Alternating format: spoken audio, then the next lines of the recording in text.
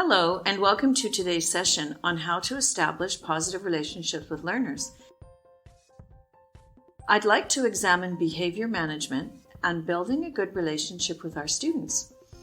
It is true that when we have a relationship with someone we're fond of, we are prepared to go beyond what is expected of us to make that relationship work.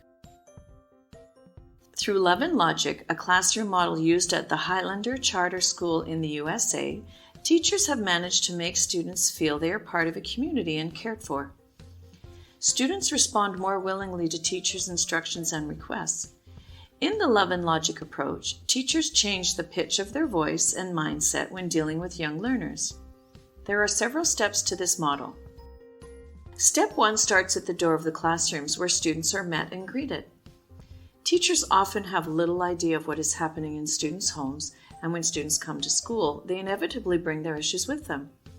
Showing some empathy towards their problems is more likely to open the lines of communication.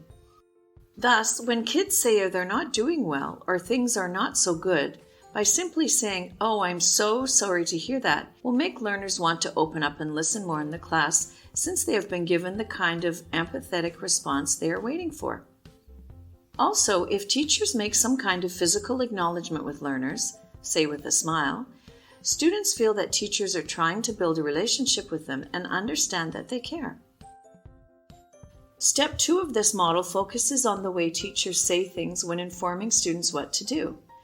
For example, preempting such utterance with "I'd be happy to," as in the following: "I'd be happy to read you a story when the class is ready," "I'd be happy to go outside when the books are back on the shelf," may motivate students to want to follow the instructions, as it sounds less threatening and more encouraging. The most important step to Love and Logic is the one where students have choices. By allowing them to choose when, what, or how, it is giving them control over their choices. For instance, if we say, "Would you rather clean up the classroom in 5 minutes or in 10 minutes? Or would you like to come and sit on the mat or continue working where you are?" the onus is being placed on the child to make the decision and see it through. Another example may occur when a child approaches a teacher and says they have a problem. Instead of trying to solve their problem, the response could be, "Oh, that doesn't sound good. What do you think you're going to do about it?" If they talk through their issue and try to work out some kind of solution, the choice that they're making is going to be an important lifelong lesson for them. Alternatively, when children do not have any ideas about how to deal with the issue, a teacher could say, "Would you like to hear what some other children did in that situation?" We are, in effect, informing the child that it is not our solution but other kids' choices. Thus, the student will have time to make his own decision and face the consequences of his choice.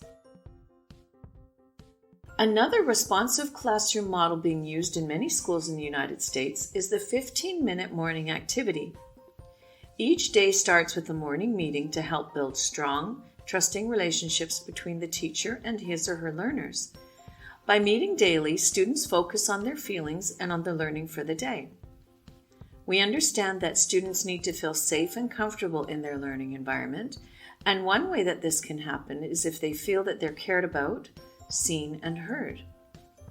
When each day starts with a 15-minute activity, it helps students transition from home to school and allows them to feel that they're part of a school community.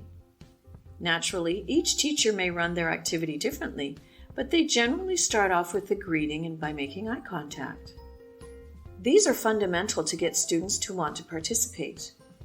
The next phase moves on to sharing. As the students sit in a circle and discuss, for example, what they did at the weekend, everyone learns something interesting about each other through this activity. Learners chat about a range of topics, which teachers may not know if the 15-minute morning activity did not take place. They also allow time for the teacher-student relationships to grow and flourish. School kids get to answer questions about themselves and have a chance to be the center of attention where someone is interested in them.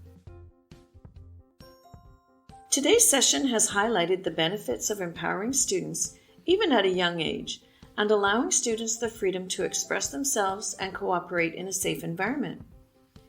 This ultimately fosters a sense of community and mutual respect between students and their peers, as well as students and their teachers. If you would like to explore more on any of the topics discussed, click on the links provided at the end of this unit.